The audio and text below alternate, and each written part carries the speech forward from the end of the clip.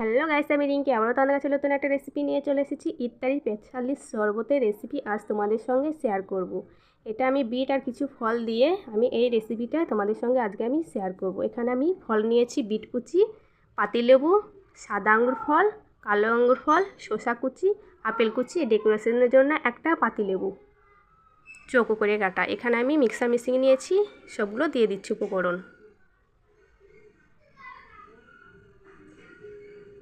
ঢাকনা দিয়ে ঢেকে দেবো, আমি মিক্স করে নেব। এটা আমি একটা কৌটো নিয়েছি, এটা চাইলে পারে তোমরা গরম ভোর খেতে পারবে, কিংবা বাড়িতে মেহমান আসলেও তোমরা তাদেরকে পরিবেশন করতে পারবে, দেখে কিন্তু প্রশংসাই করবে। এটা আমি ডিপ ফ্রিজে রেখে দেবো। এরপর আমি একটা পাত্রে নিয়ে নিয়েছি, পরিমাণ মতো পানি দিয়ে দিচ্ছি, 1 চামচের মতো চিনি দিয়ে দিচ্ছি, স্বাদ মতো বিট লবণ দিয়ে দিচ্ছি। ভালো করে মিক্স করে নেব। মিক্স করা হয়ে গেছে। বিট আর ফলের মিক্সটা আমি 1 চামচের মতো দিয়ে দিচ্ছি। ভালো করে আমি আবারও মিক্স করে নেব।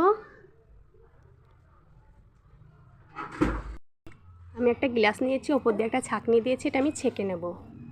এরপর আমি পরিবেশন করব ইত্যাদি স্পেশালিস্ট শরবতের রেসিপি।